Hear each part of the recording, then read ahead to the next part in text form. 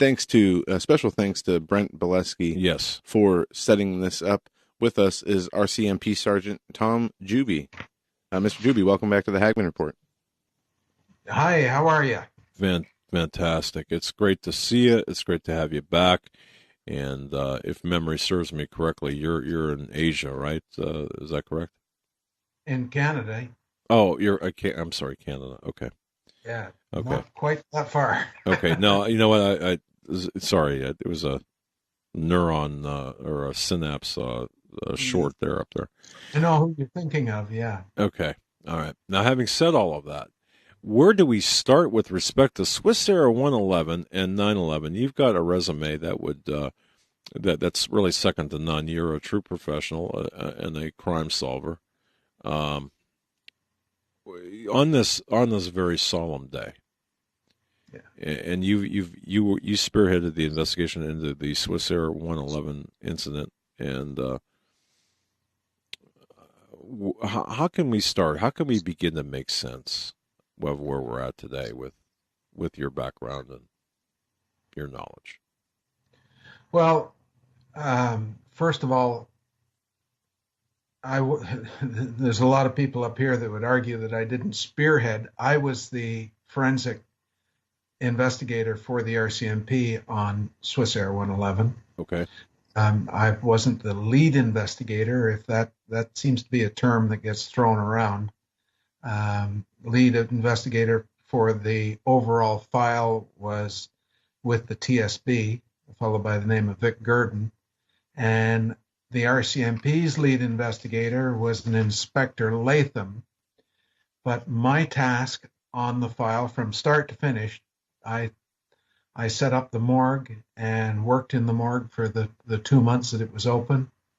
And then I moved over to the aircraft side and saw the aircraft reconstruction, worked on it, and saw about 15 MD-11 aircraft. I flew on them, and this is the Swissair aircraft, and I developed a background of knowledge of the aircraft and of the people who worked on it to reconstruct it.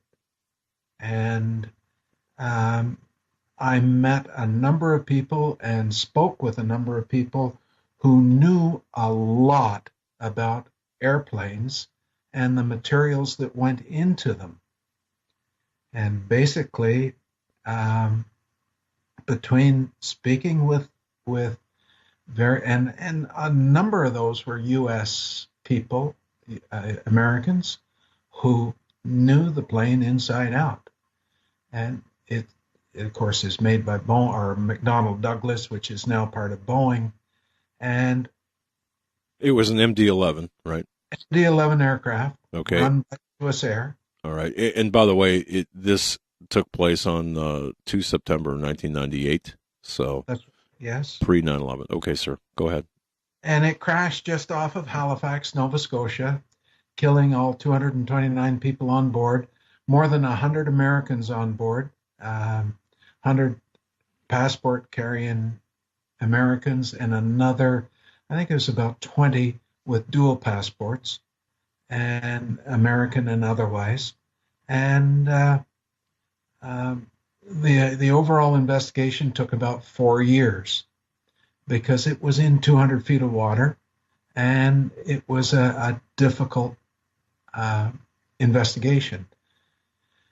There was a major fire on board, and it disrupted the mechanics of the aircraft. The MD-11 is actually a stretched DC-10, and it was one of the first fly-by-wire aircraft, meaning that it was electronic. The cockpit was electronic displays, and everything was run electronically, or most things were run electronically.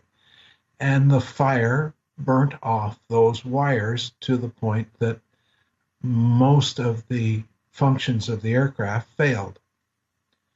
And ultimately, it crashed about 7 miles off the coast of Nova Scotia. And it was a major task to retrieve it. And it had hit the water in such a fashion that it totally demolished the hull of the aircraft. It broke it into small pieces. Okay. And from that, we were able to put things together. And the overall investigation was run as a safety investigation by the Transportation Safety Board of Canada, which is equivalent to your NTSB, National Transportation Safety Board. And the thing to keep in mind with the TSB is that they solely conduct a safety investigation, in that they go in and look for the safety aspect of something, not the criminal aspect. And there's a major difference there. There's a tremendous difference, because you can look at one thing and, as a safety investigator, see that it's faulty and needs to be repaired, needs to be changed. Looks like we lost Mr. Juby. We will get him back. My obviously, my question would be, what is standard operating procedure?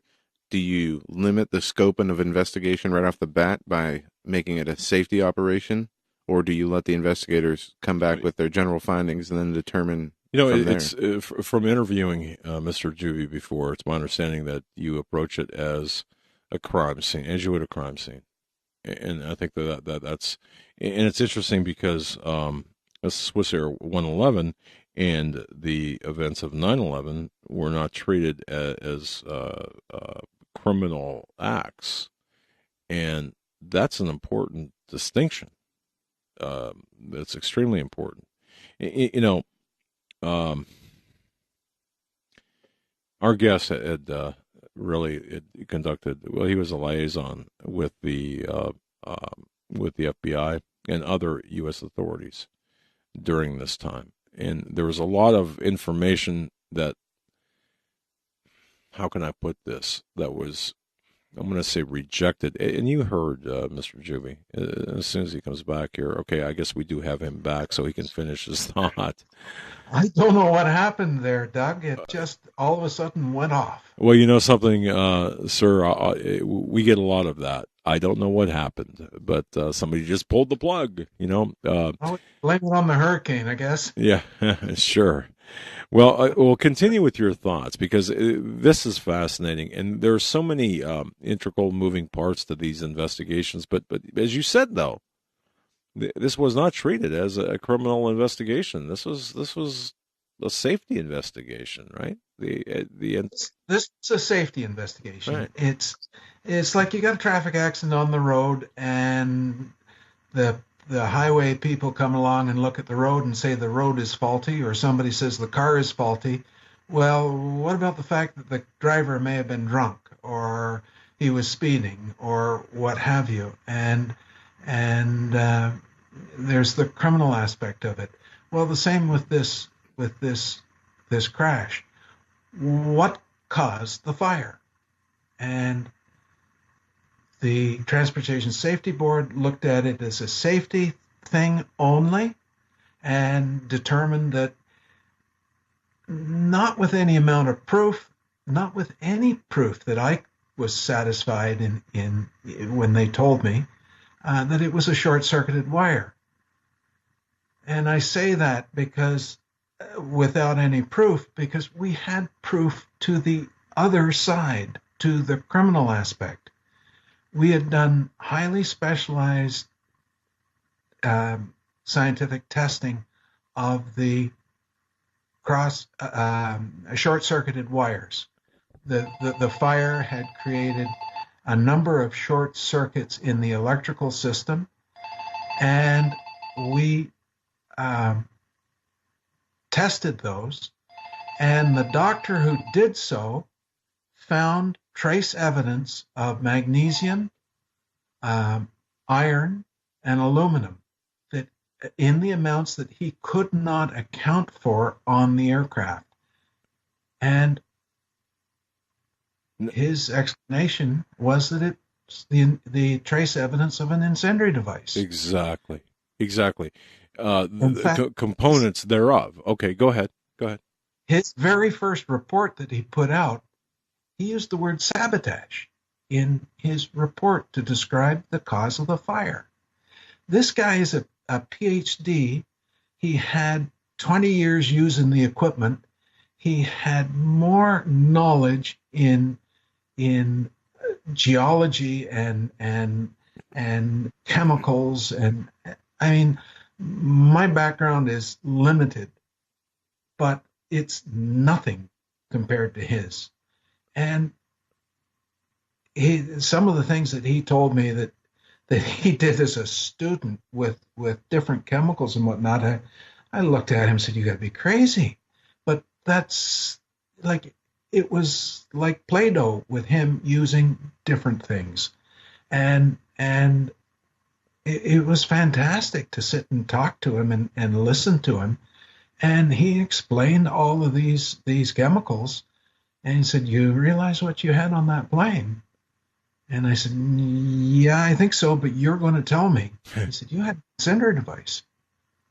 All right. And this guy had, like, his qualifications were tremendous. And my bosses, when I told them, they poo-pooed the idea and said, no, he doesn't know what he's talking about. Real. And the TSB tried to shut down that testing. Boy, this does sound familiar, doesn't it? Now we're talking again a tremendous loss of life, 215 passengers, 14 crew. Yeah, 229 in all souls that perished on that day. And this is 3 years before 9/11, a couple of years after TWA 800. And we've heard this story before, haven't we? That report that I mentioned that had sabotage in it, it was received by the TSB at the end of November, the last week of November 2000. That was 9.5 months prior to 9/11. And 9.5 months. What happened on the 28th of November, I had a discussion with an FAA member, your federal, the Aeronautical Administration in the States. And I had known her. I'd worked with her on the file. She was in the burn unit down in Atlantic City. And we had a discussion about the aluminum, magnesium, and iron. Just a very short discussion. And what's happening with it? And I said, we still haven't solved where it's come from. And she was there for a meeting with the TSB, an overall meeting, invite only, that I wasn't allowed to attend. And she said, "How come we haven't heard about this in the meeting?" And my comment to her was, "This isn't in the area of the TSB. It's not a safety thing. It's criminal." And she looked at me and she said, "Have you been told to keep quiet about this?" And I just looked at her and she said, "Yeah, I thought so." And obviously she went off to talk to the head of the TSB, and I think she was told there's nothing to this, because 2 days later I was hauled into the office with the TSB and my bosses and severely reprimanded for speaking with her and disclosing that information. Same template. We've seen this happen before, where the information you have, I mean, you were throttled, you were gagged, And the investigation, it seems to me, was compartmentalized, wasn't it? Very much so. 2 months later, I was hauled into another meeting, and my bosses, four of them, demanded that I change my notes. I remove things from my notes. And I have the piece of paper that they gave me that said that I would remove stuff from my notes. I never did. My reason for signing it was to obtain the piece of paper. A copy of it is on my website. And I needed that piece of paper to prove that these guys were obstructing justice. That's a criminal code offense in Canada, same as in the States. And you go to jail for 14 years. This is a serious offense, and not a thing has been done about it. Even at this date, not a thing.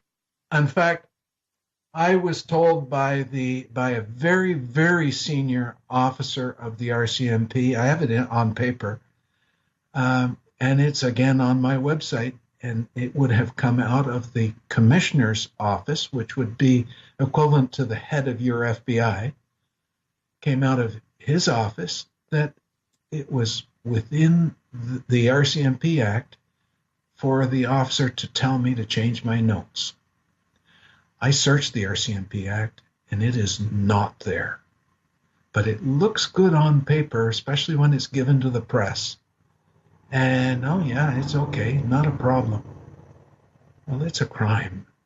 It's a serious crime, and it's never been dealt with. And I have to tell you something, folks. Here we have retired RCMP Sergeant Tom Juby, effectively a whistleblower, getting the truth out there, but being gagged by those who don't want the truth to be known. And this is where we're at. This is our guest. He's the author of Twice as Far, the Swiss Air 111 Crash Investigation. And I would urge everyone, if you've, it's an engaging investigative book account of the investigation, and he does a remarkable job in explaining the details behind that and the backstory behind that. Now, as we approach the bottom of the hour network break, which we do have to take this hour, again, our guest is Tom Juby, retired RCMP, and his book, Twice as Far, the Swiss Air 111 Crash Investigation. Some similarities, by the way, between Swiss Air 111 and 9/11, as we discuss this with Sergeant Tom Juby. So Tom, we're going to be taking about a 3-minute bottom of the hour break here, and on the other side, if we can discuss the findings and what happened after, subsequent to all of this, the throttling of this, as we approach that fateful day 16 years ago. Yeah, one thing I find really interesting about this is the voice recorder box as well as the cockpit flight recorder both went off 6 minutes before the crash, and the cockpit recorder went off just a few seconds, close to a minute maybe, after the regular voice recorder. I think Tom might have some. I want to ask about that, because what we're told is the reason for the crash was a fire, and was there evidence that the fire burned out those systems that would make them stop recording? I think maybe we can pick up there on the other side. But folks, if you're like me, I'm 34 years old, I did not hear about this, or I have not familiarized myself with this investigation. It's kind of, to me, when I read it earlier today, the Swiss Air 111 crash, it was kind of obscure. I wonder how many other listeners out there. The background, Joe, is Sergeant Juby was on with us. Right. Was on with me. I think it was April or May, and you can go back and listen to that interview. What an incredible interview that was. It blew my hair back. It really did. Well, when we come back, we're going to talk with Tom Juby again, author of Twice as Far, the Swiss Air 111 Crash Investigation, about a number of things that not only relate to the investigation, but elements that tie the Swissair 111 crash in 9/11 together. Folks, we'll be right back after this break. Don't go anywhere.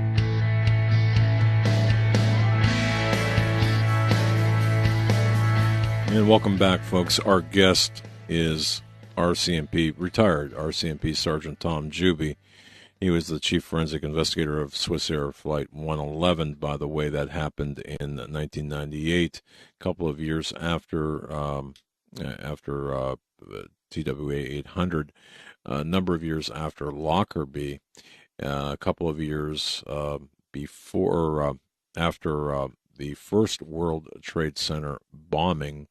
And the reason I bring these up, and 3 years before 9/11, and the reason I bring all of these up is because people need to understand the RCMP is an extremely powerful organization. They're equivalent to, for example, the combination of the FBI, CIA, and well, suffice it to say, those two groups are the bevy of intelligence agencies here in the United States.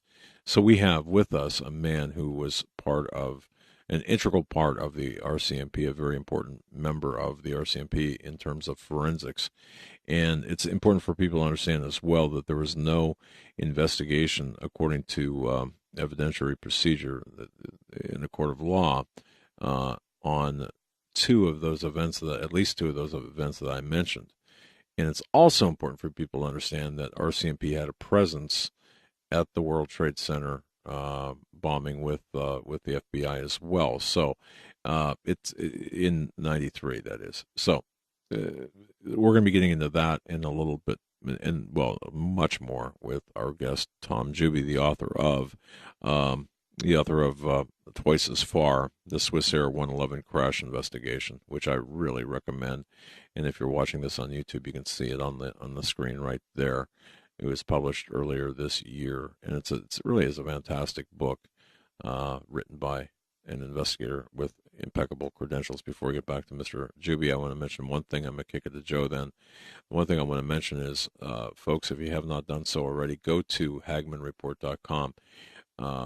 Author Peter Barry Chowka has written a number of extremely important articles that you need to read. Extremely critical. I'll be talking about the articles tomorrow in my radio program in the morning. Extremely important. And he sent me an email earlier. Because I owe him a phone call. I got to tell you what a patient man he is. But the information that he's provided you, the readers of our platform, is just second to none, and I thank him for that. Joe, go ahead. Yeah, just real quick, I want to bring you a quick word from one of our sponsors, Greenovative. Folks, just want to give a shout out to Alan Riggs, the owner of Greenovative, as he is going back to his estate in Florida where his house and business are. And he texted me today, said he was heading back there, that his roof was missing on his business, but he was not there. So he is heading back to try to get that all fixed. Just want to bring you a quick word from his company, Greenovative. They've been with us for a year this month, and many in the Hagmann audience have enjoyed Greenovative products and asked for Alan to make modifications and give more power. Folks, this will deliver power to you anytime, anywhere, day or night, and you have a 12% discount on their complete packages, and you will be glad that you went with Greenovative. They recharge batteries with a number of different packages that you can buy, and the different size packages only differentiates on how many batteries you can recharge and how quickly you want to recharge them. There's really no end if you want to recharge 100,000 batteries. There's packages that Alan Riggs has together that you can do this. So, folks, when you need this, you'll be glad you did. Greenovative.com is the website. Give Alan Riggs a call. Send him an email if you have any questions, comments, or concerns. And he's our go-to for all your rechargeable battery power. Thanks for your patience, Sergeant Tom Juby. Let's continue with what you were saying before. This information, when you can start connecting the dots, as you have, is just absolutely mind-boggling. Yeah, you had mentioned before the break about the microphone and the data recorder and, yes, and whatnot. The fire was so extensive that what happened was it burnt off the power supply to those systems, and the batteries on them wasn't sufficient to maintain them. Plus, the fire was so extensive that most of the wiring between the cockpit and the aft of the plane, anything that went overhead, was destroyed. So there was a total breakdown in the system, and that's why it went dead 6 minutes before the actual crash. Okay. The exact time of the crash was determined through seismic recordings because it registered on several local seismic systems. How's that possible? I mean, it hit the water, right? Water is like cement when you come into it, and he would have come into it at about 350 miles an hour. Okay, yeah. As one in my younger days, forgetting to let go of the rope when you fall off of water skis, I can attest to the fact that it's pretty hard when you hit it. Yeah. Okay. And that's only a few miles per hour compared to the plane. Exactly. Wow. All right. All right. So your investigation, and again, this was kind of like a comparable to an insurance kind of investigation as opposed to a criminal investigation, Swissair 111, and you found trace evidence. You, in your investigation, found trace evidence of explosive material, components thereof was found, not reported or not read into the official report. That's fair to say, correct? Yeah, it was totally covered up in the TSB's report. They didn't. The system that was used, the scientific system that was used, they argued that it was unreliable, and they never mentioned magnesium and the aluminum iron combination. They used the term incendiary device only to say that none had been found. Okay. And by its very nature, an incendiary device burns up. That's its whole purpose. And I asked them, what did they expect to find? Something with a sign on it that says, I am an incendiary device? Because that's what it would have taken. Okay. So how did it get there? Who put it there? And I realize that some of this would call for perhaps some speculation, but in the pre 9/11 days, but post Lockerbie, post TWA 800, although that's whatever. What's your gut? What's the evidence telling you? I mean, with respect to how. The evidence is that within the first week of the investigation, it's standard for all of the employees who had worked on the aircraft to be interviewed to see who they are, what they did on the plane, what have you. And when the fellows went down to New York to interview those people, one person could not be found. He had worked the one shift, serviced the interior cabin area of the MD-11, Swissair MD-11, Flight 111, and was never seen again. When they checked his identification, it was false. It was all bogus, and they do not know to this day who that individual was, or where he went, where he came from, or what his affiliation was. Yeah, that's right out of a TV show, what you just described. So here you have a man coming up on the to examine this crash, and no, the one that worked on the okay, I'm mechanic. So even worse. Are we looking? Am I right? Or you've got a guy that gets onto the plane, coveralls with whatever shoulder flashes or whatever, United, Swissair, or whoever, they're not difficult to come by. So he comes on the plane wearing one of those, and he does his tinkering overhead. in the area where the burn occurred. And this was witnessed because I remember the earlier, and folks, go back to the, we'll put a link to the previous interview. But, okay, so is this a terrorist, or is this, I mean, who would do this, I guess is my question.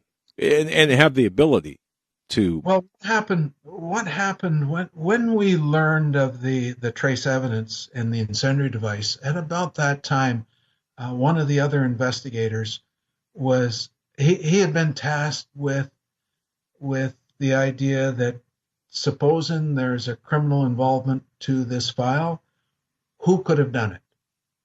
And he was in touch with the FBI and various other agencies, and this unknown agent or an unknown group called Al Qaeda, they surfaced, and Osama bin Laden. Now, at that time, nobody knew who they were except a few people in the U.S. We didn't know in the hangar until Carl dug this stuff out and explained it all to us. And it turns out that the FBI in the U.S. had been working the Al Qaeda connection to Ramzi Youssef. He was the World Trade Center 1 bomber, the first bomber. Correct. Right. And he's the guy that had the van that blew up beside the main column, and he was able to escape. And it turns out that he fled to Manila in the Philippines and actually got onto a plane and left a bomb on board that ended up killing one of the passengers when it ultimately went off. He left it on board, got off at the next stop, and somebody else grabbed his seat and he died. Now, Youssef had plans to take down a dozen 747 airliners as they flew across the Pacific that would have killed 4,000 people in the neighborhood of that many. Project Bojinka, I believe it was, correct? Yeah, and he also had plans to assassinate the Pope. Okay. And all right. Luckily for all of us, and unlucky for him, his bomb-making efforts fizzled out. He had an explosion in his lab, had to run out, and when the authorities arrived, he fled off to Pakistan, and was ultimately arrested by U.S. authorities over there in the embassy when he was pointed out by an informant. And is presently doing time in jail down in your country. Okay. Right. He belongs. Now, he had Al Qaeda connections, and your FBI at the time of our guys going down in 1999 had more than 100 agents in the World Trade Center covering that file and investigating Al Qaeda. And this is where John O'Neill comes in, and people. All right, yep. People might, and listeners, you might remember that name, John O'Neill. First day as head of security of the World Trade Center, perished in the attacks. Now,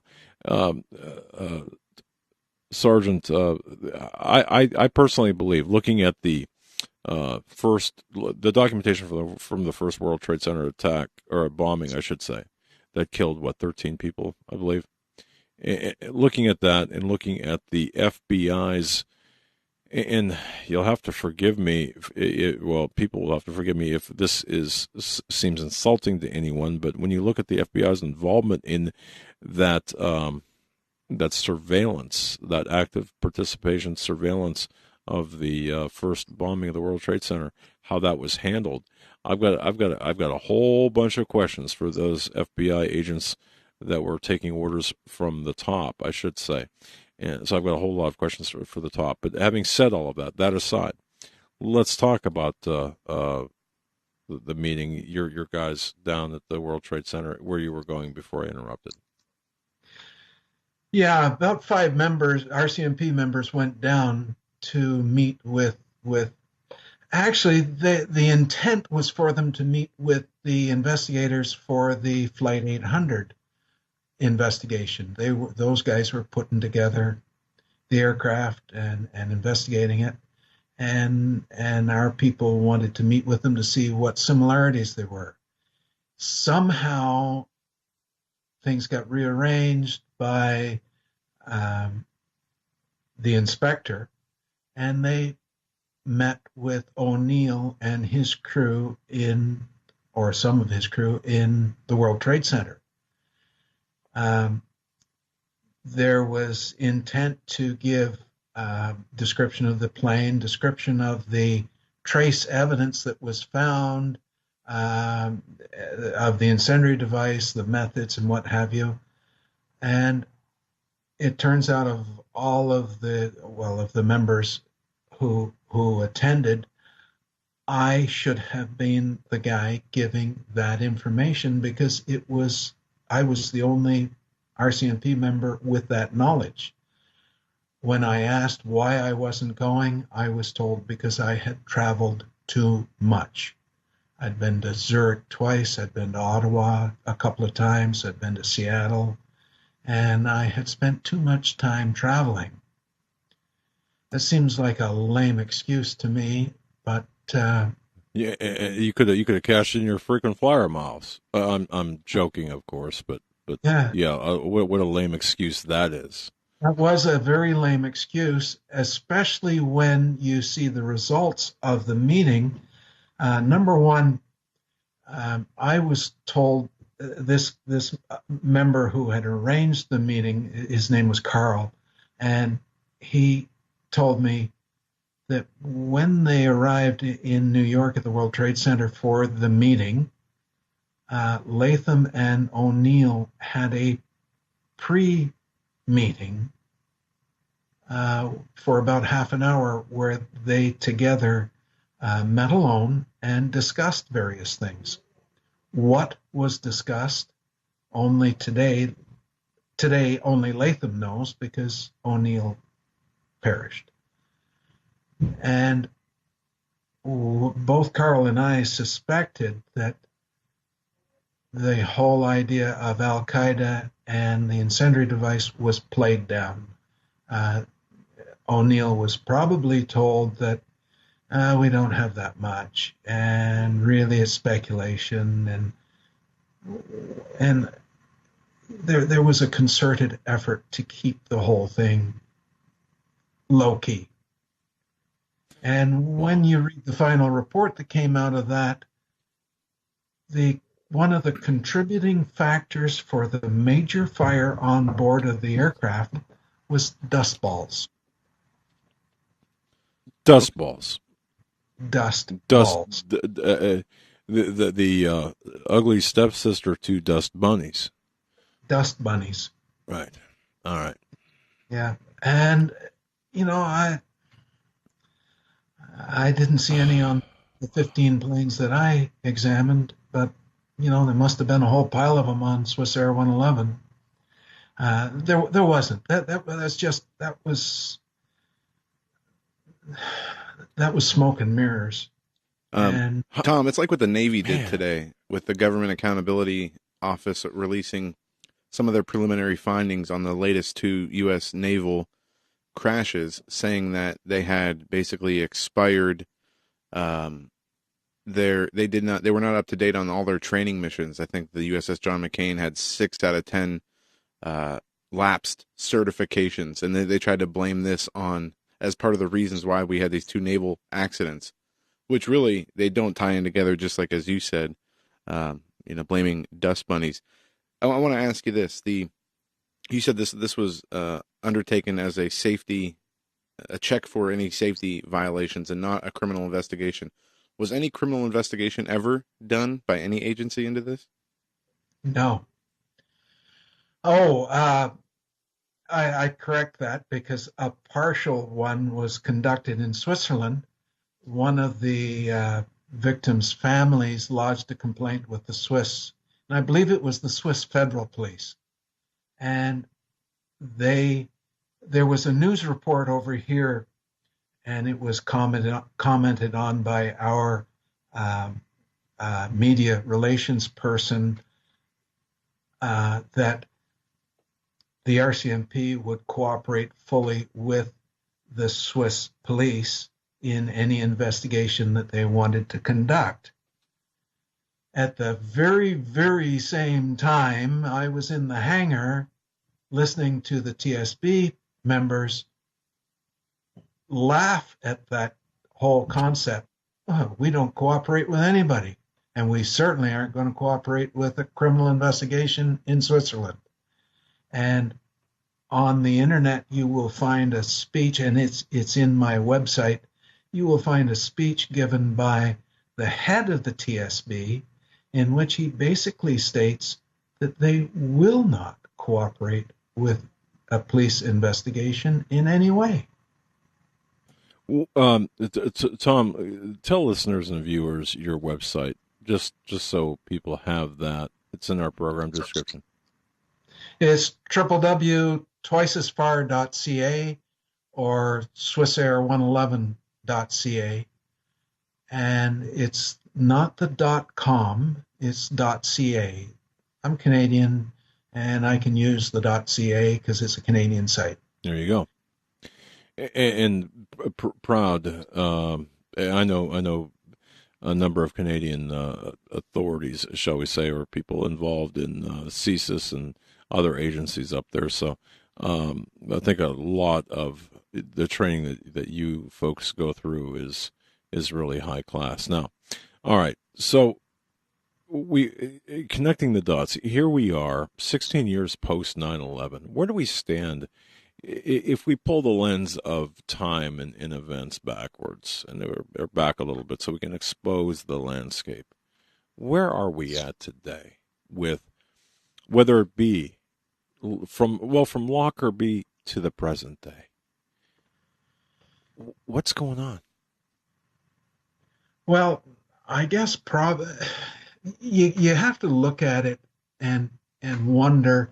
You've got a number of plane crashes in the last 25, 30 years that were caused either were proven to be terrorist or are thought to be terrorist, and considerable amount of proof that they were caused by a terrorist incident. And then 9/11 occurred, and you guys, along with other countries, Britain and our guys, went into Afghanistan and found Osama bin Laden eventually. And we haven't had a crash of a major intensity since. Now, either the aircraft technicians and the aircraft companies have drastically improved their methods and techniques, or we've killed the source of the crashes or the cause of the crashes. And I tend to think it's the latter. Yeah, Okay. I would agree. I mean, Would you? Okay. I'm saying that to me, this is the only time in my knowledge that we've seen a plane go down due to whatever through a fire through wiring. Yeah. I mean, we'll think of TWA 800 though. What they attribute that to, and I know it's different. Yeah, well, that's the one where they showed that there's no such thing as gravity. Exactly. The CIA produced a video in which the plane blew apart, but the nose of the aircraft still climbed 2,000 feet. Oh yeah, it was a tremendous cartoon. Compliments of the CIA. I believe it was the CIA. To come up with an explanation with, Right. Yeah. So but I'm not so sure I would conclude, well, when you say, okay, it's the latter, let's expand on that, just if you can, or if you don't mind, well, I guess we're up against the network break here. We got about a minute. We've got about a minute. So you're saying that say that again, the causes have been. Well, I personally, I think Osama bin Laden and Al Qaeda were responsible for a great number of incidents. Okay. That and I read a book some time ago by an American author. He had been a key government head of an agency under Reagan, I believe it was, and his comment was that one day the terrorists will commit an offense that no one will be able to say was an accident. And okay. He was referring to 800 and several other air crashes that had occurred, including Swissair, in which it was coming out that they were accidents. No. They were, okay. And on the other side, I want to ask you, perhaps a troubling question, but I want to ask you a little bit about complicity. There seems to me an element of complicity here with some of these, not all of these, but some of these incidents. When I say complicity, I'm talking about perhaps a runaway investigation that gets covered up in the end. Our guest is retired RCMP Sergeant Tom Juby. His book, Twice as Far, the Swissair 111 Crash Investigation, which I've read, and it's a great investigative book. Going to be right back. Network break, 3 minutes. Don't go anywhere. And welcome back, ladies and gentlemen. In this last hour, we are joined by Tom Juby. He is the author of a book, The Swissair 111 Crash Investigation. Twice as Far, the Swissair 111 Crash Investigation. He's a 32 years as a member of the Royal Canadian Mounted Police, retiring as a sergeant in charge of the Forensic Identification Section in Halifax, Nova Scotia. And Mr. Juby, I in this investigation, I'm still learning some of the facts, and I just was able to pull up some of the transcript, or what they at least said was the transcript. I see there was a lengthy court battle in trying to get both sides. You have the air traffic controller side release and what the pilot said, but you don't have. There was some privacy issues in releasing. The government went to court, and the airliners went to court to protect the flight recorder data and what was on there, and the voice recorder. But some of that has made its way out, at least on the air traffic control side, and that's pretty interesting. And as John said during the break, there's no statute of limitations on homicide or on terrorism. Do you ever see this being revisited? Well, your own President Trump, has during his campaign, he wanted to revisit 9/11. There never was an actual criminal investigation of 9/11. It was a safety audit of the buildings and of the aircraft. And as for an actual criminal investigation, my understanding, according to what he said, is that it was never done. And here we have the parallel with 111. No criminal investigation was ever done. There's a preponderance of evidence. 2 PhDs from the U.S., one in the FAA and one in a university in I think it's South Carolina, both said that there was insufficient material on that plane to cause the damage that was done.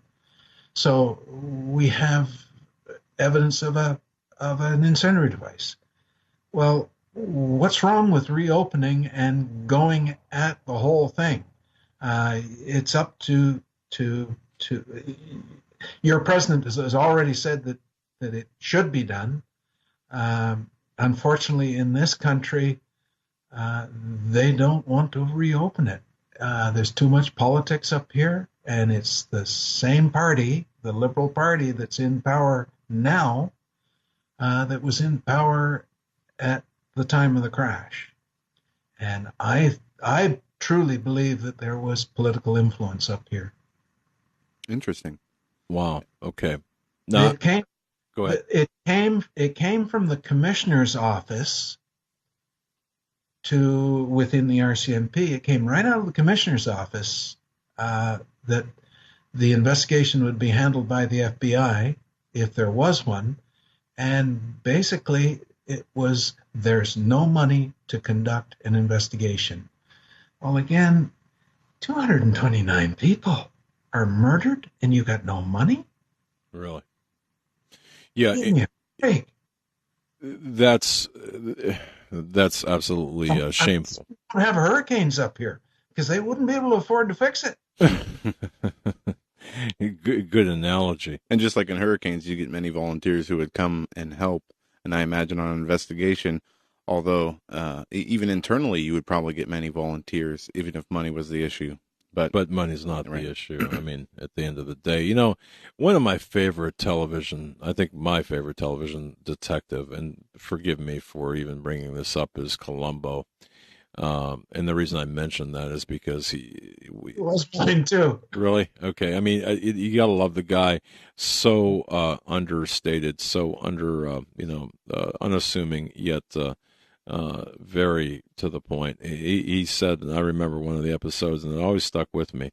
My wife says sometimes a light goes off up here, and I just can't shut it off. And this kind of and he's another one that doesn't like coincidences, and I don't think any law enforcement officer likes or is comfortable with coincidences. But we see this run up to 9/11, and even subsequent to 9/11 of 01, the attack on America 16 years ago today, that we were just full of coincidences. You've got the Islamic component, you've got the incendiary devices, you've got security being bypassed, you've got people that not being listened to, investigations are compartmentalized, and then you've got this political whitewash.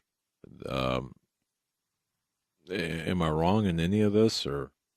No, you're 100% on. Okay. To what extent, and before the break, I was, to what extent do you think there's a level of complicity, perhaps at the upper levels of the political machinery, that's hiding the truth on this? I mean, on these multiple incidents.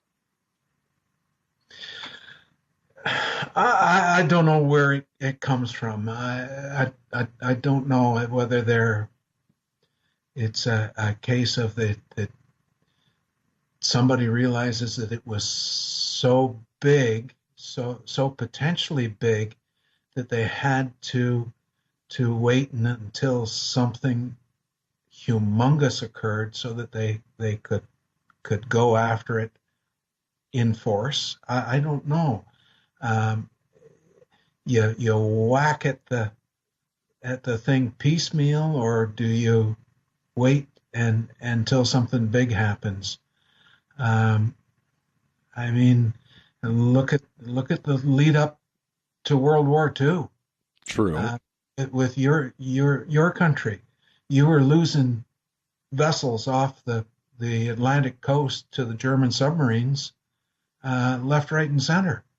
And it wasn't until Pearl Harbor, and when 9/11 occurred, my comment to the guys that I was with was, this is another Pearl Harbor. And I was down in Atlantic City doing testing with the guys, and there were a number of Americans in the room, and when I said that, they all looked at me and, what are you talking about? And I realized maybe I should keep quiet, because as soon as the guy told me there was a second plane, I said, Al Qaeda, Osama bin Laden, we're at war. Guys, this is it. And just as John O'Neill had himself had said on that day, and just as others, had said.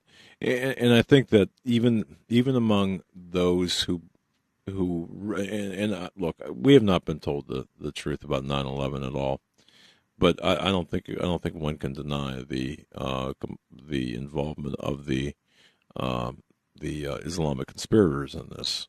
It's just to what extent. But I think that's why your president wants to reopen it. See just what other involvement is there, right, exactly. And and yeah, and we and need that. Go ahead. and is there an involvement with Swiss Air? Is there an involvement with 800 Flight 800?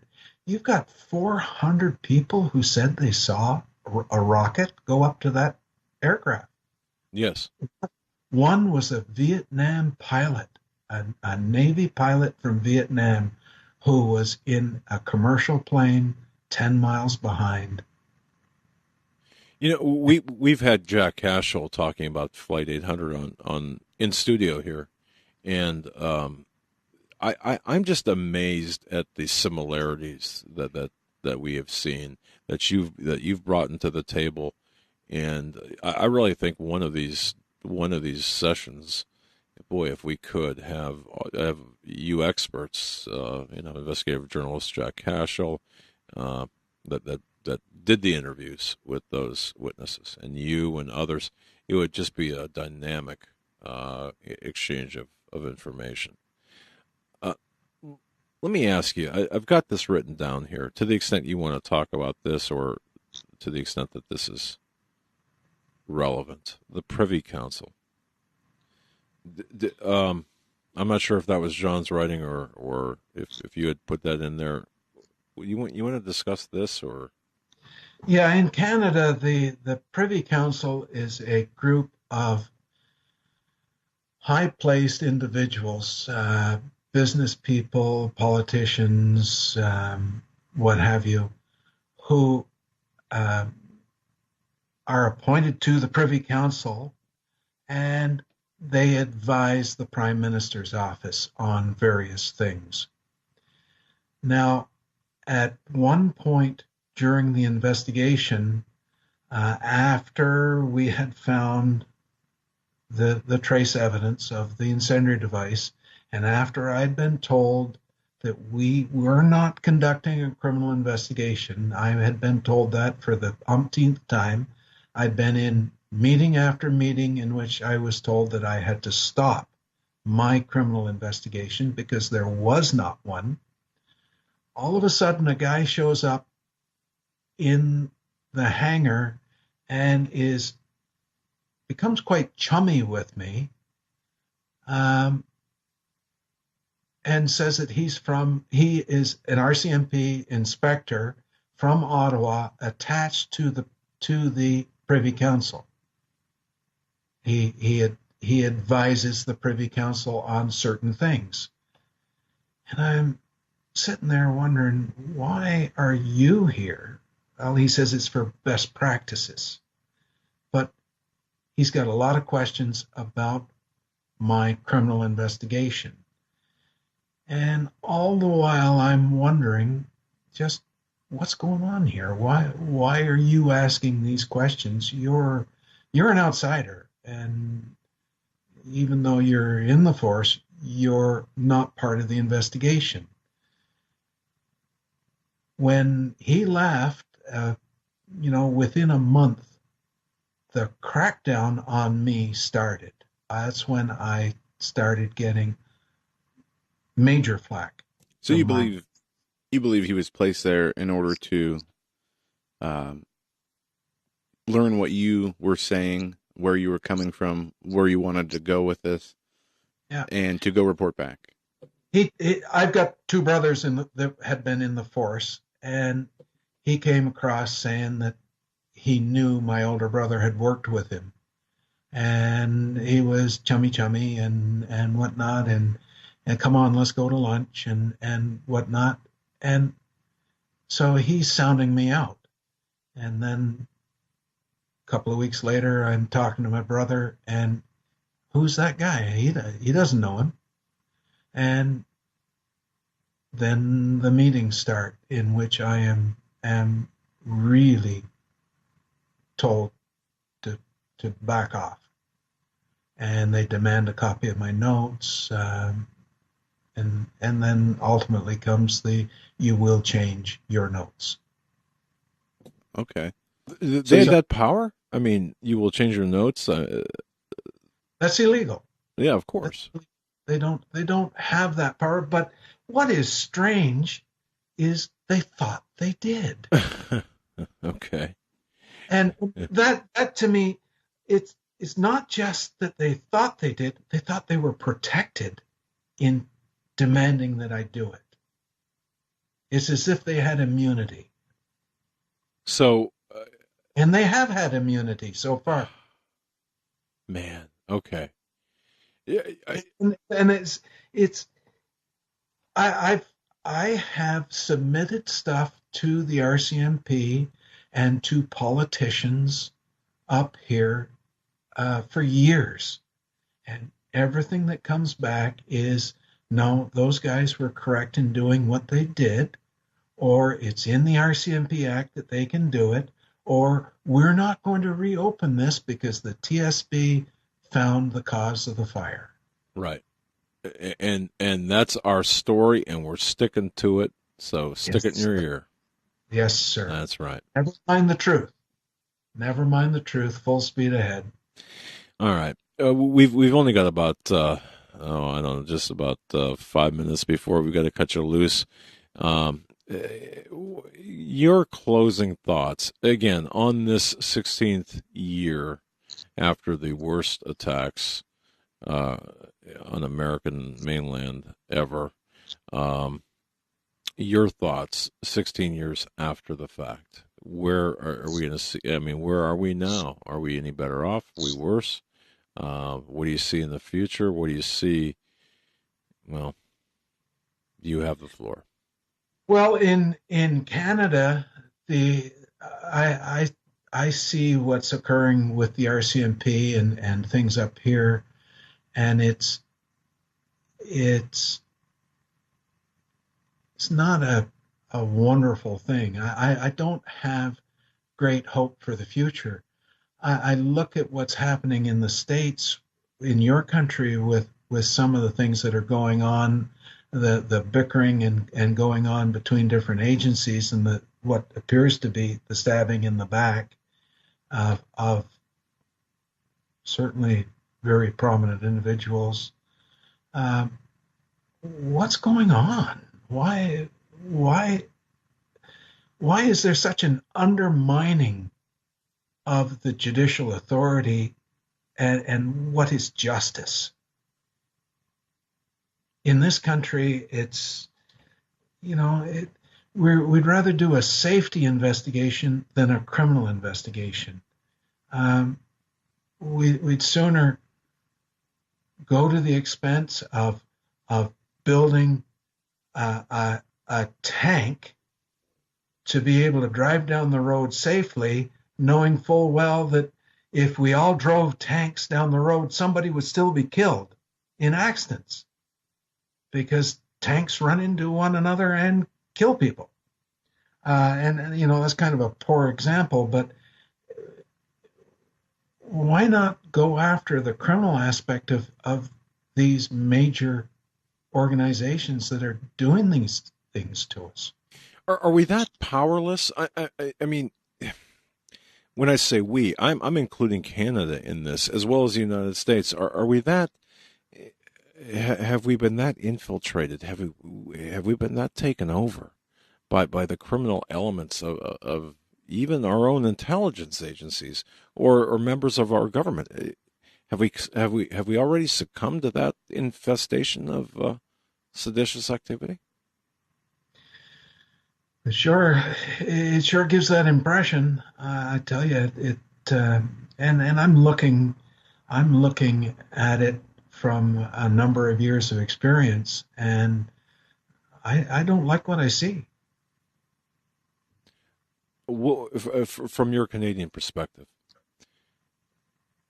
what do you think President Donald Trump can do, or more importantly, will do with respect to the 9/11 investigation, in particular, given the fact that we're looking at 16 years ago today? Can he, will he push Well, for a reopening? I don't want to tell him what to do because I think he's quite capable of figuring it out himself. But if I receive a subpoena to appear in court to give evidence on Flight 111, Mm-hmm. I certainly will appear.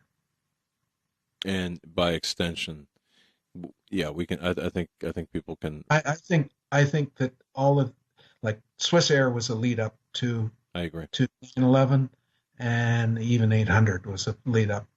I think they were looking for ways to bring down multiple planes, what Yusuf had, Ramzi Yusuf had tried to do, and he had failed, and they were looking for a method. And And certainly that was every security hole, every investigative lapse was exploited, and hence we if you don't dig into these from a criminal aspect, you can't correct the faults right from a criminal aspect. that's true. The only way they built banks that are virtually uh, thief proof. What am I looking for? That can't be robbed. Secure, yeah. As secure is because so many bank robbers were prosecuted and their methods determined. You find out how these guys do these things, and then you make the changes and Exactly. correct the problems. Exactly. You don't do it by guesswork beforehand. Exactly. All right, we've got about 30 seconds left here before we have to break. Your book, of course, Twice as Far: The Swiss Air 111 Crash Investigation. Give our listeners like one nugget that you think that would really that you'd like to. I mean, that would really pique their interest, because there's a lot of nuggets in there, believe me. But give them one nugget from the book. I think that all of the passengers and crew on board the flight were dead before the actual crash, because it was such a major fire. All of the oxygen, or most of the oxygen, had been consumed, and there were so many plastics that had burnt, which produced cyanide. Yep. And that was in the system. You know something? I would have gone there. I would have picked that too, because that was one thing that, in my mind, envisioning what happened, the series of events, and how you laid it out in the book. I'm glad everybody looked at the investigation, the morgue investigation, and said they went through such a terrible agony. I don't think they did. I think they fell asleep and they died. Yep. That's typical in a fire. And especially in a confined area like an MD-11, with the components that you described, and of course you've verified to be present, causing that hot, high temperature of a fire and that immediate conflagration. So, Tom Jumby, I've got to tell you, it's been a fast 3 segments. It's been an amazing 3 segments. I want to thank you so much for your time, and I want to thank you for your service too, and for your integrity and honor in serving, for getting the truth out there. Thank you very, very much. All right, sir. May God bless you and keep you safe. And again, on this, the 16th anniversary of 9/11. Special thanks to Brent Bolesky for getting that guest. Brent, thank you so much. Great as always. And Tom Jumby's book, Twice as Far: The Swiss Air 111 Crash Investigation. And Joe, and speaking with Tom off air, I just want to just say this. I mean, here is a man that the forensic aspect of this investigation, just imagine the worst possible conditions. And police officers, and hi, Bob and Maggie, for listening, but police officers in the field, when they secure a crime scene, dealing with a crime scene, it's a headache. Let me tell you. Okay, I mean, it's. And this plane fell, according to reports, over 2 million pieces. The plane. Oh fell. Yeah, but for him to be in charge of the forensic investigation, and to come to the conclusion and to bring others in and to coordinate all of that and the findings. Now again, we're talking about, and people need to understand. Okay, people will say, okay, what does Swissair 111 have to do with 9/11? And then, the minute, for example, and then I want to dispel this right away. The minute you bring in the Islamic component, well, you're not really addressing the issue. It wasn't Muslims in caves that brought down the aircraft. Okay, don't. These issues are not mutually exclusive. All right, we have, I shouldn't say we. The globalists have weaponized Islam. They've exploited Islam. They've used Muslims. That's not to give Muslims a pass at all, because the predisposition there as soldiers of Allah for the greater good to take out America. Well, of course, you wouldn't be using Protestants, okay, just by virtue of comparison. So, don't be so close-minded to say, well, if you're talking about Muslims, then you must not you must not believe there's a conspiracy. Of course there was a conspiracy, a mega conspiracy, before, during, and after. And yes, there were dry runs. In fact, Saudi Arabia, that was I think Town Hall published that today. Town Hall or one of the articles. Saudi Arabia paid for and provided the assets for a dry run for 9/11. Do you think that just because there was a greater conspiracy that Muslims weren't involved? Of course not. Now, did it happen the way that 9/11 Commission said it happened? Absolutely, in my view, no, of course not. But again, they are not mutually exclusive.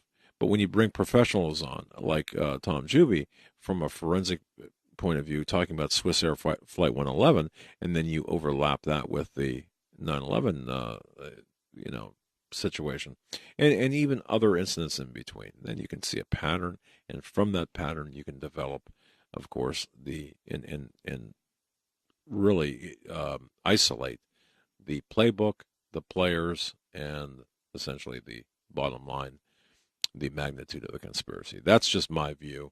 And I think we've done a pretty good job of laying this out so far, right? I mean, that's just my view. Yeah, absolutely.